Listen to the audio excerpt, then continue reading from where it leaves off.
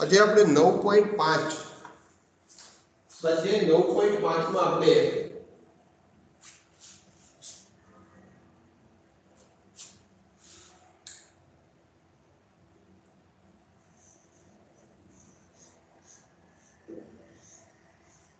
બે નિત્ય સમ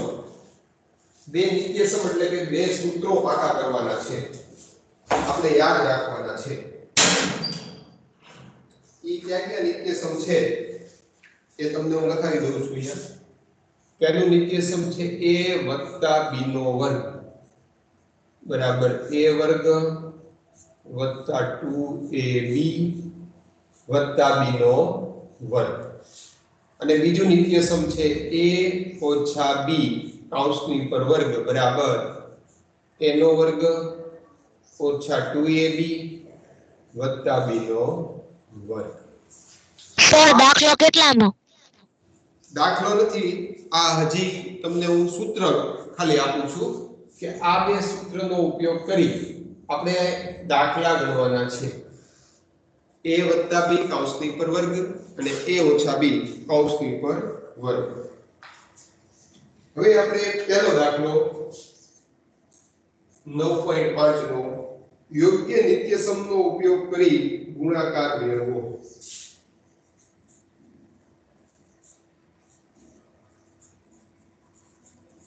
તમને અહીંયા નિત્ય સમ શબ્દ વાંચેલો છે એટલે કાં તમારે આ અને કાં આ જે યોગ્ય હોય તે નિત્ય સમ વાપરી અને જવાબ મેળવવાનો છે. યોગ્ય નિત્ય સમનો ઉપયોગ કરી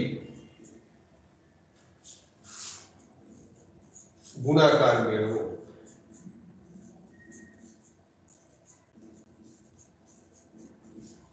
નિત્ય સમ એટલે હંમેશા આ રીતે આવે, એક સૂત્ર સાબિત થઈ ગયું કહેવાય. આ કઈ રીતે એ આપણે જોઈએ. પહેલો દાખલો છે x + 3 અને x + 3. તો એ નથી કરતા આપણે બીજો દાખલો કરાવું છું. 2y + 5 2y + 5. હવે આ દાખલો બે રીતે થાય. એક તો આપણે શીખી ગયા સ્વાધ્યાય 9.3 9.4 માં કે આ 2y લેવાના અને એનો આખા કૌંસ સાથે ગુણાકાર વત્તા 5 લેવાના એનો આખા કૌંસ સાથે ગુણાકાર. આ આપણે શીખી ગયા કે ભાઈ 2 * 4 તો કે 4y નો વર્ગ, 2 × 5 = 10 તો 10y, 5 × 2 = 10 પાછળ y 2 પ્લસ છે એટલે બધું પ્લસ આવશે 55 25. આ 10y ને 10y નો સરવાળો કરો તો 10 × 2 = 20y વત્તા 25. આ આપણે દ્વિપદીનો દ્વિપદી સાથે ગુણાકાર કર્યો. પણ જ્યારે એક સરખા પદ હોય તો આપણે નિત્ય સમ વાપરવાનું કીધું છે એટલે આપણે નિત્ય સમ વાપરીને જવાબ લેવાનો છે. તો આપણે આ બે પદ તમે જો સરખા છે તો આપણે આમ લખી શકીએ 2y + 5 નો વર્ગ. કારણ કે 2 વખત છે એટલે આપણે 2 ને વર્ગ કહી શકીએ. હવે તમે વિચારો કે આ પહેલું નિત્ય સમ લાગુ પડે કે બીજું લાગુ પડે. તો તમે જુઓ વચ્ચે પ્લસની નિશાની છે એટલે આ પહેલું નિત્ય સમ લાગુ પડે. 2y છે એને તમે a માની લો અને 5 છે એને તમે b માની લો અને સૂત્ર પ્રમાણે કિંમત મૂકી દો. સૌથી પહેલા શું છે a નો વર્ગ. a નો વર્ગ એટલે કોનો કરવાનો 2y વર્ગ. પછી વત્તાની નિશાની, જે નિશાની હોય એ આપણે રાખવી પડે. આપણે આપણી રીતે બદલી ન શકીએ. નિત્ય સમમાં જે નિશાની હોય વત્તા હોય તો બધી વત્તા જ આવશે. આ બે મૂકવાના, બે છે સૂત્રના છે, બે છે એ સૂત્રના છે, આપણે બે મૂકવાના છે. પછી કૌંસ કરીને ગુણાકાર છે. આ 2ab તો ગુણાકાર છે. તો a એટલે આપણને ખબર છે કે 2y અને b એટલે 5 વત્તા b નો વર્ગ. b નો વર્ગ એટલે આપણે b અહીંયા શું છે 5 છે તો 5 નો વર્ગ. હવે આનો જવાબ લ્યો. 2 નો વર્ગ કેટલો થાય 2 એનો વર્ગ એટલે 4 અને y નો y વર્ગ 2 × 2 = 8 દુ 4 4 પંચા 20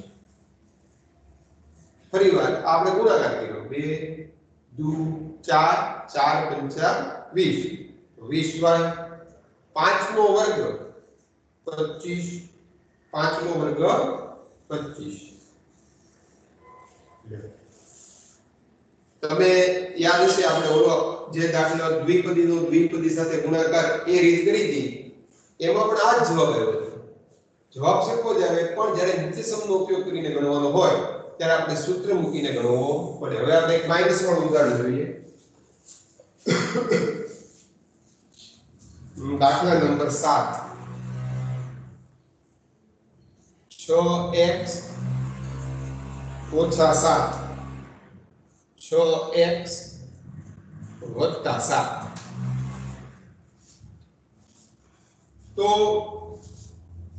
ફરીવાર આને આપણે a કહેશું આને આપણે b કહેશું અને બંનેને ભેગા કરી દઈએ બે સરખી રકમ છે એટલે આમ બની જશે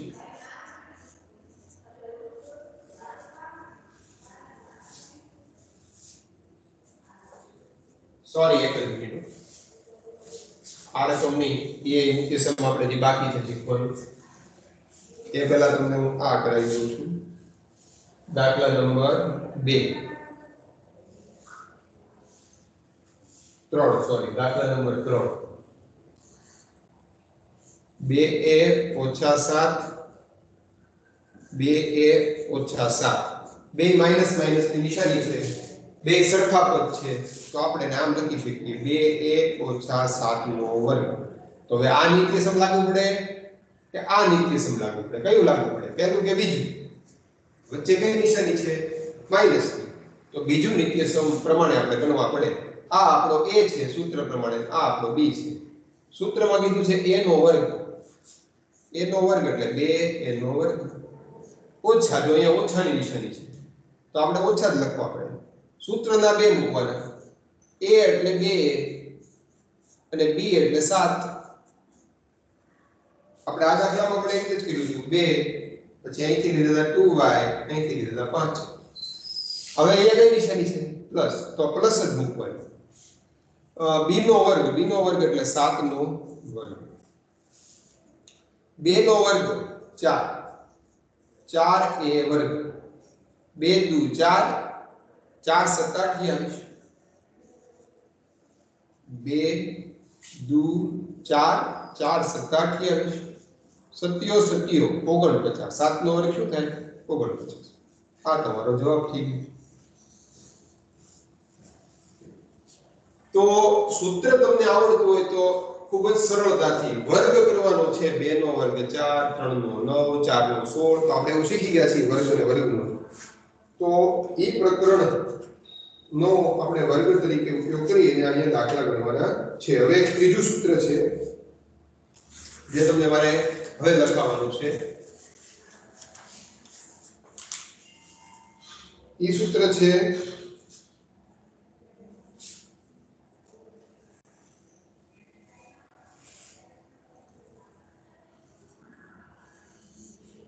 a વત્તા b a ઓછા b એક વત્તા હોય ને એક ઓછા હોય ત્યારે શું કરવાનું તો કે a વર્ગ ઓછા b વર્ગ હવે એનો એક દાખલાનું ઉદાહરણ જોઈએ આપણે a વર્ગ ઓછા b વર્ગ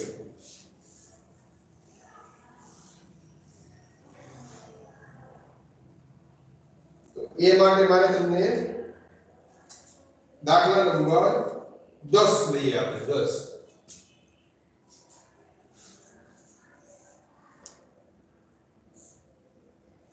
7a ઓછા 9b સોરી એમાં તો બે માઈનસ છે તો આપણે આના માટે ઉદાહરણ લેવું પડશે 7